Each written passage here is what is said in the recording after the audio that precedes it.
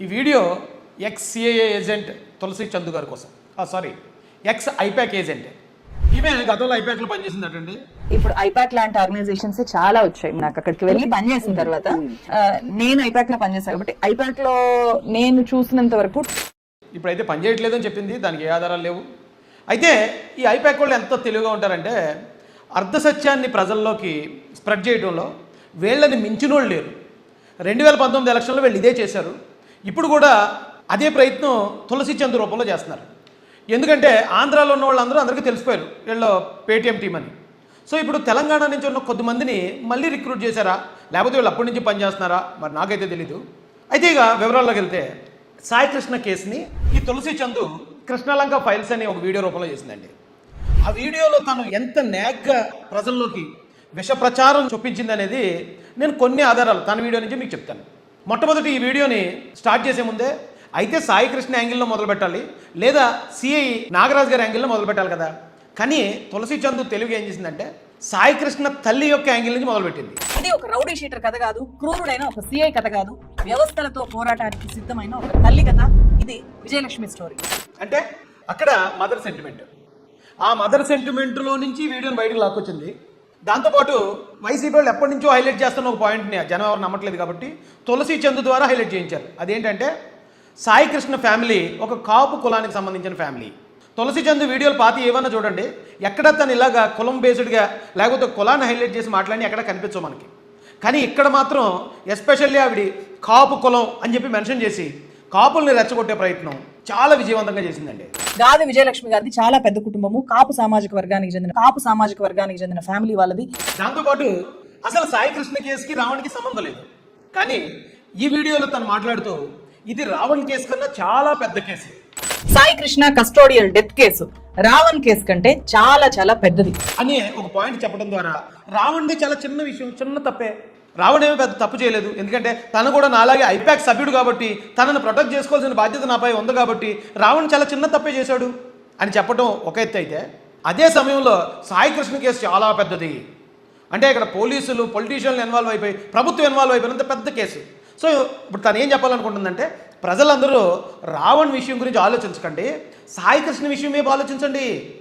సాయి కృష్ణదే పెద్ద కేసు కాబట్టి ఆ కేసు మీరు ఆలోచించాలి, మీరు రావణ్ని మర్చిపోవాలి అనే ఒక నెరేటివ్ని ప్రజల్లోకి తీసుకెళ్ళడానికి ఆవిడ విశ్వ ప్రయత్నం చేశారండి ఈ వీడియోలో.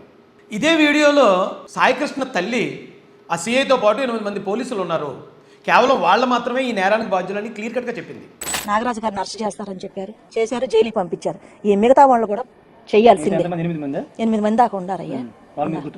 అందరినీ గుర్తుపడతా.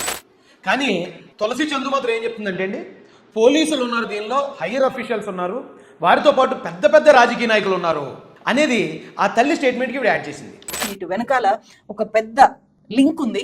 పోలీస్ డిపార్ట్మెంట్లో ఉండే ఉన్నత స్థాయి వ్యక్తులు, పాలిటిక్స్ లో ఉండే చాలా పెద్ద వ్యక్తులు. ఇంతకీ సాయి కృష్ణ తల్లి ఎవరు? అందులో మాట్లాడుతున్న పెద్ద ఆవిడ లేకపోతే తులసి చందువా? సాయి కృష్ణ తల్లికి తెలుసా ఆ చంపిన వాళ్ళు ఎవరనేది, లేకపోతే తులసి చందుకు తెలుసా? ఇక్కడే మనం ఆలోచించాలండి. అంటే అర్ధ సత్యం ఒక నిజానికి మరికొంత అబద్ధాన్ని జోడిస్తారు, అది చాలా ప్రమాదం అండి. దాంతోపాటు ఈ వీడియోలో తులసి చందు ఒక విష ప్రయత్నం మరొకటి చేసింది. ఒక ఐపీఎస్ ఆఫీసర్, ఒక కమిషనర్ రాజశేఖర్ బాబు గారు, ఆయన మీద ఎటువంటి ఆధారం లేకుండా ఆయన్ని ఈ కేసులో ముద్దాయిగా చూపించాలనే ఒక కుట్రపూరితమైన ఆలోచన ధోరణిలో ఆవిడ ఒక ప్రయత్నం చేసింది. ఎంత తెలివిగా చెప్పిందంటే ఇదే సాయి కృష్ణ గతంలో ఓ మర్డర్ చేశాడు. నవీన్ రెడ్డి అనే ఒక రోడ్ని బర్త్డేకి అని పిలిచి ఈ సాయి కృష్ణ అతన్ని ఎలిమినేట్ చేయడం జరిగింది. నవీన్ రెడ్డి అనే ఇంకో రౌడీ షీటర్ని తన బర్త్డేకి ఇన్వైట్ చేసి అతనితో గొడవ పెట్టుకుని బీర్ బాటిల్తో అతని గొంతులో సాయి కృష్ణ అతన్ని చంపేశాడు. తర్వాత ఆ వీడియో తీసి నేనే మోస్ట్ వాంటెడ్ క్రిమినల్ అని చెప్పి సోషల్ మీడియాలో పోస్ట్ చేశాడు. ఎప్పుడైతే సాయి కృష్ణ నవీన్ రెడ్డిని అలా చేశాడో ఇమీడియట్గా అప్పుడున్న కమిషనర్ రాజశేఖర బాబు గారు 10 బృందాలని అపాయింట్ చేసి ఆ కేసులో సాయి కృష్ణని అరెస్ట్ చేశారు కూడా. ఎన్టీఆర్ జిల్లా పోలీస్ కమిషనర్ శ్రీ ఎస్వి రాజశేఖర్ బాబు నిందితుడిని తక్షణమే అదుపులోకి తీసుకోవాలని ఆదేశించారు. 10 ప్రత్యేక బృందాలు ఏర్పాటు చేసి గాలింపు చర్యలు చేపట్టారు. కానీ తులసి చందు తెలుగుగా ఏం చేస్తుందంటే ఈ రాజశేఖర్ బాబు గారి ఫోటోని Sai Krishna lockup death case సంబంధించి ఆయన ఫోటోను పదే వేయటం ద్వారా సాయి కృష్ణ లాకప్ డెత్ విషయంలో రాజశేఖర్ బాబు గారు ఉన్నారు అనేది ఈ రాష్ట్ర ప్రజలను నమ్మించే ఒక దారుణమైన కుట్ర ఈ అమ్మాయి చేస్తుందండి. నిజానికి సిఐ నాగరాజు గారు సాయికృష్ణని రెండోసారి అరెస్ట్ చేసినప్పుడు ఇందులో కమిషనర్ రాజశేఖర్ బాబు గారికి ఎటువంటి సంబంధం లేదు. కానీ తులసి చందు తెలుగు ఏం చెప్తుందంటే ఆయన కమిషనర్ కాబట్టి కింద ఉన్న అన్ని డిపార్ట్మెంట్లు ఆయన హ్యాండ్ ఓవర్లో ఉంటాయి కాబట్టి టాస్క్ ఫోర్స్ కూడా ఆయన హ్యాండ్ ఓవర్లోనే ఉంటుంది కాబట్టి ఇది ఆయనే చేశాడు అని ఇంత పెద్ద నేరాన్ని ఒక ఐపీఎస్ ఆఫీసర్ మీద ఏ ఆధారం లేకుండా ఆవిడ ఒక ఎలిగేషన్ చేస్తుందండి. ఇది 100% నేరం. ఇది చట్టాన్ని పరిరక్షించే పోలీసులకి ఈ రోజున రక్షణ లేకపోతే వాళ్ళని ఇలాంటి తప్పుడు కేసులు ఇరికించాలని ఇలాంటి ఐపాక్ టీం ప్రయత్నిస్తూ ఉంటే వీళ్ళని ఇలాగే వదిలేస్తే రేపొద్దున జడ్జిలను కూడా అంటారండి మళ్ళీ. ఎందుకంటే ఆల్రెడీ ఒకసారి వైసీపీ గవర్నమెంట్లో హైకోర్టు జడ్జిలు కూడా తిట్టారు వీళ్ళు. అలాగే ఇప్పుడు తొండ ముదిరి ఊసర వల్ల అవుతున్నట్టు ఇప్పుడు ఏకంగా కమిషనర్ గారి మీద కూడా వీళ్ళు బ్లేమ్ వేయడానికి ఆలోచించకుండా మాట్లాడుతున్నారంటే మరి ఏం చేయాలండి వీళ్ళని? ఈ అమ్మాయి మ్యానిపులేషన్ మరొకటి ఉందండి. ఏంటంటే ఇదే సాయికృష్ణ నవీన్ రెడ్డిని చేసిన కేసులో అరెస్ట్ అయ్యాడు కదా. అరెస్ట్ అయినప్పుడు తనని ఎవరో బయటకు తీసుకొచ్చారు. ఆ కుటుంబానికి కూడా సంబంధం లేకుండా చాలా తొందరగా తను బయటకు తీసుకొచ్చారు అని చెప్తుంది. చాలా తొందరగా అంటే ఎన్ని రోజులు అనుకుంటున్నారు? 90 రోజుల తర్వాత.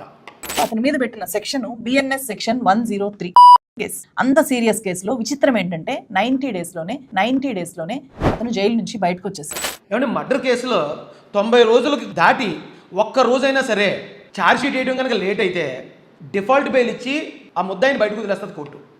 90 రోజులు అనేది మ్యాక్సిమం మర్డర్ కేసుకి. అలాంటిది 90 రోజుల తర్వాత రిలీజ్ అయిన సాయికృష్ణని చాలా తొందరగా బయటకు వచ్చేసాడు, ఎవరో బెయిల్ పెట్టకుండా బయటకు వచ్చేసాడు అని తను పోలీస్ డిపార్ట్మెంట్ మీద ఒక అనుమానం క్రియేట్ చేసే విధంగా మాట్లాడింది. కనకదుర్గ గారు కానీ సాయికృష్ణ తల్లి విజయలక్ష్మి గారు కానీ సాయికృష్ణకు ఆ కేసులో బెయిల్కి సంబంధించి ఎలాంటి ప్రయత్నాలు చేయలేదు. వీళ్ళిద్దరితో సంబంధం లేకుండానే ఎవరో సాయికృష్ణకు బెయిల్ ఇచ్చి అతన్ని బయటికి తీసుకొని వచ్చారు. సాయికృష్ణను ఎవరు బయటికి తీసుకొని వచ్చారు? అదే క్రమంలో వాళ్ళ ఇంట్లో వాళ్ళకి ఫోన్ మాట్లాడుతూ బెయిల్ ఎవరు అప్లై చేశారంటే మేము అప్లై చేయలేదమ్మా అని చెప్పారు. ఎవరో బయటికి ఎట్లా తీసుకొని వచ్చారు? మీరు బెయిల్ ఇవ్వలేదు, ఎవరు బెయిల్ ఇచ్చారు అని? బెయిల్ ఇవ్వలేదు మేడం. ఎవరు బెయిల్ ఇచ్చారు అని? బెయిల్ ఇవ్వలేదు మేడం. వాళ్ళు అప్లై చేయలేదు. సరే మరి ఎవరు అప్లై చేశారనేది తెలుసుకుని అది కదా తులసి చందు బయట చెప్పాలి. కానీ తను ఏం చెప్తుందంటే మేము అప్లై చేయలేదని ఒక చిన్న ముక్కనే కట్ చేసి అదిగో ఫ్యామిలీ మెంబర్ ఒక ఆవిడ అప్లై చేయలేదంది కాబట్టి పోలీసులే అప్లై చేసి బయటకు తీసుకొచ్చారు. పోలీసులే ఆయనతో మరో నేరం చేయించాలనే ప్రయత్నం చేశారు. ఒక ల్యాండ్ డీలింగ్ కోసం నవీన్ రెడ్డిని సాయికృష్ణని ఈ పోలీసులు పొలిటీషియన్లు ఉపయోగించేశారు. అది బయటకు వచ్చేటప్పుడు వీళ్ళిద్దరిని కలిపి చంపేశారు అని ఏ ఆధారం లేని ఒక దారుణమైన దరిద్రమైన ఆరోపణ ఇవి చేస్తుంది. అండ్ సిఐల్ని అడ్డం పెట్టుకొని నవీన్ రెడ్డి సాయికృష్ణ లాంటి రౌడీ షీటర్లను రంగంలోకి దించి చాలా పెద్ద ల్యాండ్ డీలింగ్ చేశారు. అది బయటికి రాకుండా నవీన్ రెడ్డిని కృష్ణలంకలో చంపించి జైలు నుంచి బయటకు వచ్చిన తర్వాత వెంటనే సాయికృష్ణను లేపేయాలి అని చెప్పి అనుకున్నారు. కుదరకపోవడంతో ఈ లాకప్ డెత్ జరిగింది అని చెప్పి కొంతమంది ద్వారా నాకు తెలిసింది. ఈ ఎలిగేషన్ కూడా ఎవరి మీద చేస్తుంది? సాక్షాత్తు పోలీస్ డిపార్ట్మెంట్ మీద చేస్తుంది, ఈ రాష్ట్ర ప్రభుత్వం మీద చేస్తుంది, ఏ ఆధారం లేకుండా. నోట్ దిస్ పాయింట్ అండి. ఈ విషయానికి తేను ఒక ఇద్దరు భయంకరమైన సాక్షులను తీసుకొచ్చిందండి. చాలా గొప్ప సాక్షులలో వీళ్ళిద్దరూ చెప్పిన సాక్ష్యం 100% నిజం అన్నట్టు ఇద్దరు సాక్షులు ప్రవేశపెట్టింది. వాళ్ళిద్దరు ఎవరో తెలుసండి? ఒకటి వైసీపీ మాజీ మంత్రి అంబటి రాంబాబు, ఇంకోటి వైసీపీ పేటీఎం ఆర్టిస్టు జాడ శ్రవణ్. ఈ కేసులో వైఎస్ఆర్సీపీ మాజీ మంత్రి అంబటి రాంబాబు, ఆ తర్వాత జై భీమ్రావ్ భారత్ పార్టీ చీఫ్ జడా శ్రవణ్ కుమార్ చాలా కీలక విషయాలు బయట పెట్టిన తర్వాత వాళ్ళిద్దరు చెప్పే నిజాలు ఉంటాయా? వాళ్ళు వైసీపీ పెయిడ్ ఆర్టిస్టులు కాబట్టి వాళ్ళు ఎలాగ అబద్ధాలు చెప్తారు. ఒక అబద్ధం చెప్పినోడిని సాక్షిగా ముందుకు తీసుకొచ్చి వాడి అబద్ధాన్ని బేస్ చేసుకుని తులసి చందు అంతకన్నా పెద్ద అబద్ధాన్ని క్రియేట్ చేస్తుంది. ఆంధ్ర పోలీసుల మీద, ఆంధ్ర గవర్నమెంట్ మీద ఒక దారుణమైన ఎలిగేషన్, ఒక నేరపూరితమైన ఆలోచనతో కుట్రతో తులసి చందు చేస్తుంది అనడానికి ఎంతకన్నా సాక్ష్యాలు కావాలండి? ఇందులో ఇంకొక పాయింట్ ఏంటంటే ఇదే సాయికృష్ణ మీద పెట్టిన కేసులన్నింటినీ ఒక లిస్టు చూపించింది. ఆ లిస్టులో తన మీద ఫస్ట్ కేసు 13 సంవత్సరాలుగా పెట్టేశారు. సో ఇవన్నీ తప్పుడు కేసులు అని నిరూపించే ఒక ప్రయత్నం చేయబోయింది. ఈ లిస్ట్ ఒకసారి చూడండి. ఫస్ట్ కేసు చూస్తే ఆశ్చర్యం అనిపిస్తుంది. ఇది 2012లో నమోదైన ఎఫ్ఐఆర్. సిట్ రిపోర్ట్ ప్రకారం లాకప్ డెత్ జరిగిన టైంకి సాయికృష్ణ ఏజ్ 25 ఏళ్ళు. అలాంటప్పుడు 2012లో అతని ఏజ్ అంతా జస్ట్ 13 ఏళ్ళు. 8వ క్లాస్ చదువుతుండే అబ్బాయి. సరే ఓకే, సాయికృష్ణ మంచోడా చెడ్డోడా అనేది ఆ జోలికి నేను వెళ్ళను. ఎందుకంటే ఆ కుటుంబ సభ్యులే సాయికృష్ణ ఎవరో ఒకరు చేతుల్లో చనిపోయేవాడే, ఎవరో ఒకరు ఎప్పుడో ఒకప్పుడు చంపేస్తారని మాకు కూడా తెలుసు, మేము పట్టించుకోలేదని ఆ కుటుంబ సభ్యులే చెప్పారు. అయిపోయింది. Is the rowdy sheeter. ఈడు ప్రేమ్ చేస్తాడు, రేపేం చేస్తాడు, ఈడు ప్రేమ్ చేస్తాడు, రేపేం చేస్తాడు. మీరు కాకపోతే రేపు ఇంకోటి చంపుతాడు, ఆ వేలో ఉన్నోడిని. మీరు కాకపోతే రేపు ఇంకోటి చంపుతాడు, ఆ వేలో ఉన్నోడిని.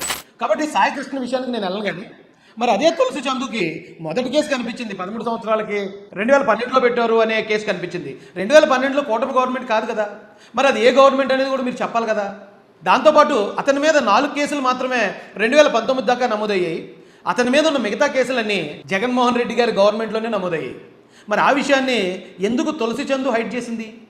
ఎందుకు తులసి చంద్ ఆ విషయాల గురించి ఎందుకు మాట్లాడలేదు? ఇవన్నీ కూడా $1 మిలియన్ ప్రశ్నలండి.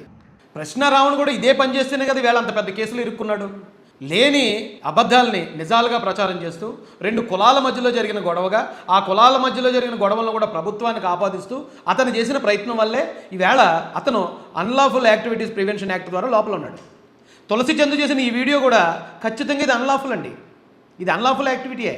ఎందుకంటే అక్కడ సాయికృష్ణ తల్లేమో పోలీసుల మీద ఎలిగేషన్ చేస్తే తులసి చంద్ వచ్చి ఇది మొత్తం డీల్, ఇది పెద్ద ల్యాండ్ డీల్, ఇది దీని వెనకాతల పోలీస్ డిపార్ట్మెంట్ అంతా ఉంది, కమిషనర్ గారు ఉన్నారు, అలాగే పెద్ద పెద్ద పొలిటీషియన్లు ఉన్నారని ప్రభుత్వం మీద ఒక బ్లేమ్ చేయడం అనేది 100% అన్లాఫుల్ యాక్టివిటీ అండి. ఇది ఎలాంటి డీలింగ్స్ జరిగాయి, ఆ సిఐల మధ్య ఏం జరిగింది, వాళ్ళు ఎలాంటి పెద్ద ఆఫీసర్స్తో కలిసి డైరెక్ట్గా పనిచేస్తున్నారు, రియల్ ఎస్టేట్ మాఫియా ఈ సిఐల్ని, పెద్ద పెద్ద పోలీస్ ఆఫీసర్స్ని అండ్ చాలా పెద్ద రాజకీయ నాయకుల్ని ఎలా కలిపి ఈ రౌడీ షీటర్లను వాడుతోంది. పైగా తనే చెప్పుకుంటుంది తను ఐపాక్లో పనిచేశానని. కంప్లీట్గా ఈ వీడియో ద్వారా కూటమిని అస్థిరపరచాలనే ఆ ప్రయత్నం అయితే 100% మనకు కనిపిస్తుంది. మరి దీన్ని అన్లాఫుల్ యాక్టివిటీ అనకపోతే ఏమంటారు? ఎందుకు ఇలాంటి తప్పుడు పనులు ఎందుకు చేస్తున్నారు? రాజశేఖర్ బాబు గారైనా ఒక కమిషనర్ గారిని అన్నిసార్లు ఈ కేసు విషయంలో ఎందుకు మీ వీడియోలో డిస్ప్లే చేశారు? ఆ రాజశేఖర్ బాబు గారు ఇప్పుడు వైసీపీ వాళ్ళ కల్తీ లెక్కర్ మాఫియా కేసుల్ని ఆయనే డీల్ చేస్తున్నాడట. కాబట్టి వైసీపీ వాళ్ళకి ఆయన ఎలాగన్నా బదనాం చేయాలి అనే ఒక ఆశ ఎప్పటి నుంచో ఉంది. సో ఆ పనిని ఇప్పుడు తులసి చంద్ ద్వారా ఎంత తెలివిగా అర్ధసత్యంతో దాన్ని ప్రజల ముందుకు తీసుకెళ్లే ప్రయత్నం చేశారు. ఇక వైసీపీ వాళ్ళ మాటలు ఎవరో వింటలేదు కాబట్టి ప్రొఫెసర్ నాగేశ్వర్ గారు లాంటి వారితోనో, లేకపోతే ఇలాంటి తులసి చంద్ లాంటి వారితోనో, ఇలాంటి ఒక న్యూట్రల్ జర్నలిస్ట్ వాళ్ళ పేరు ముసుగేసుకుని తిరుగుతున్న వాళ్ళతో ఈరోజు వైసీపీ పని చేయించుకుంటుంది. ఆ క్రమంలోనే కదా అదే న్యూట్రల్ జర్నలిస్ట్ అని చెప్పుకుంటున్న ప్రశ్న రావణ్ ఈ రోజున ఉప కేసులు ఇరుక్కున్నాడు. ప్రశ్న రావణ్తో పాటు ఆ గమనాన్ని ఎవరైతే ఉన్నారో ఆవిడ కూడా ఈ రోజున కేసులు ఇరుక్కునే పరిస్థితి. ఎందుకు ఇలాంటి ముసుగు పనులు చేస్తున్నారు? ఎందుకు ఇలా గవర్నమెంట్ని అస్థిరపరచాలని ఎంత దారుణమైన కుట్రలకు తెరదీస్తున్నారు? ప్రజలందరూ ఇలాంటి వాళ్ళ విషయంలో జాగ్రత్తగా అప్రమత్తంగా ఉండాలని తెలియజేస్తూ